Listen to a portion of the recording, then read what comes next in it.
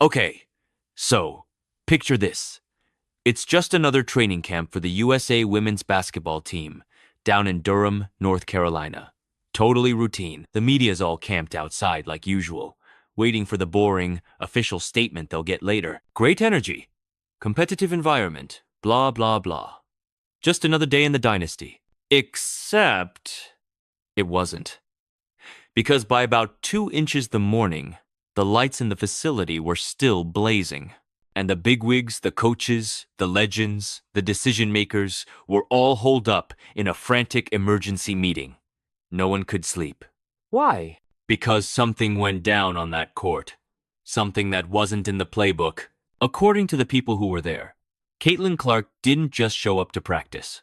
She basically took the whole USA basketball program, the way it's been run for decades, and dropped it on its head. In less than an hour, the freaked-out talks after weren't about plays or travel plans. They were pure damage control. What do we do now?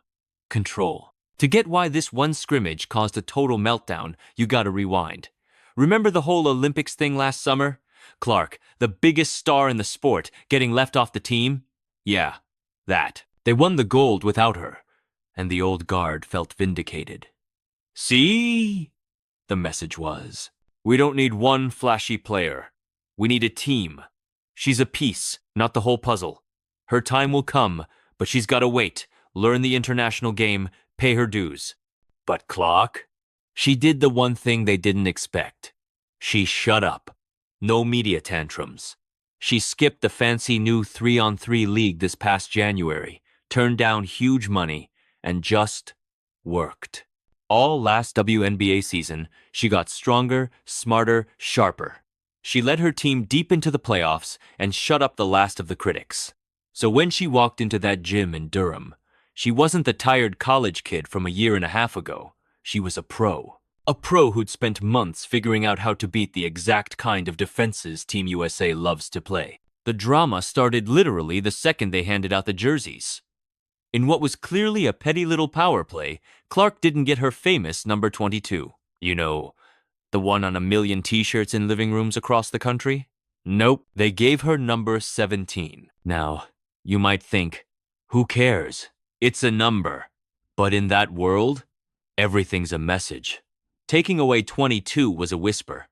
You're not the star here. You're just another player. Fall in line. People say when Clark saw that 17 hanging in her locker, she didn't say a word. No complaint? No Instagram drama? She just put it on. But everyone nearby felt the vibe shift immediately. The smile was gone. That just happy to be here energy. Poof. She looked cold, focused, like someone had just handed her a giant flashing "prove them wrong" sign. The practice started normal enough. Drills, layup lines, but the air was thick. The legends were there. Sue Bird, watching from the sidelines now. And Diana Taurasi, yes. That Taurasi was actually suited up. Rumors of retirement be damned. She was there, maybe to test the new kids, or maybe to remind everyone who built this house. Coach Cheryl Reeve, who's all about system and team play, split everyone up for a scrimmage. The setup was obvious. The grown-ups versus the new kids. It's a classic move. The vets are supposed to bully the young ones, teach them a physical lesson, show them that this level is different. It's a humbling ritual that's worked forever. It keeps the hierarchy nice and tidy. Caitlin Clark, in her number 17 jersey, did not come to be humbled. The story everyone's whispering about is a 37-second stretch in the second quarter. This is the part that caused the 2 a.m. panic attack. The veterans had just muscled in a tough bucket inside. Classic.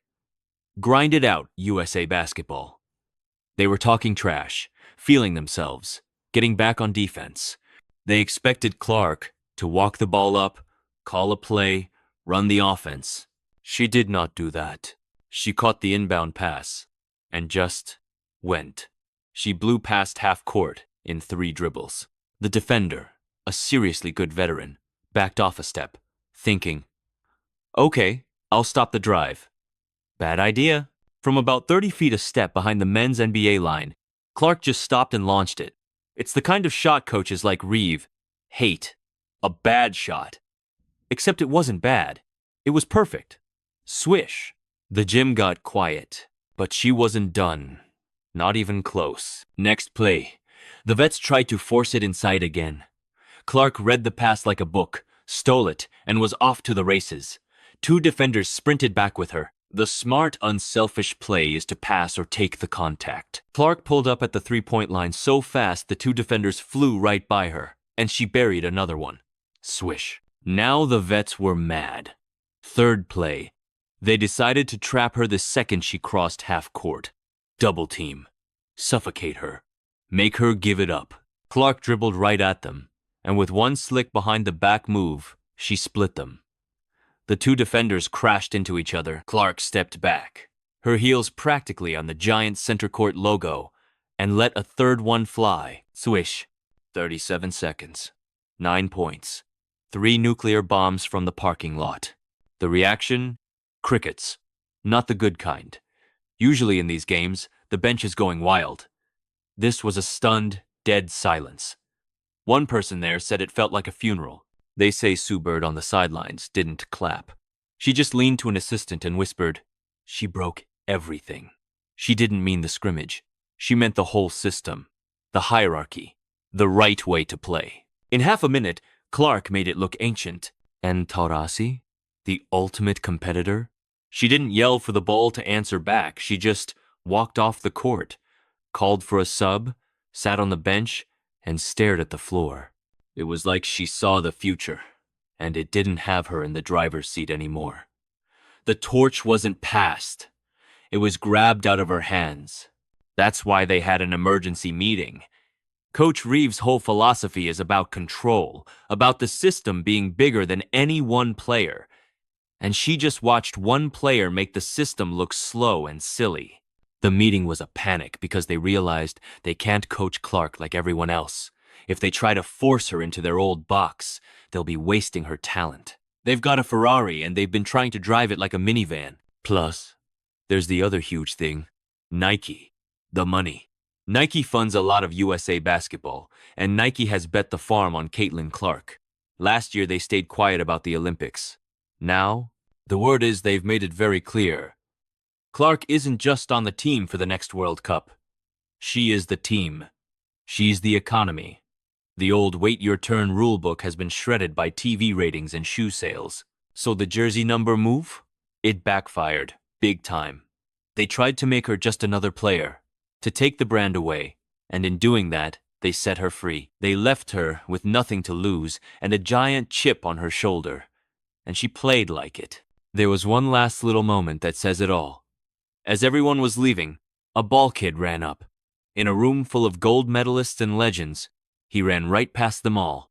He went straight to the player in number 17 and asked her to sign his shoes. Clark signed them. But she didn't smile. She just slung her bag over her shoulder and walked out. On her way, she passed the closed door, where the coaches were starting their long, scary meeting about what to do now. She didn't need to be in that room.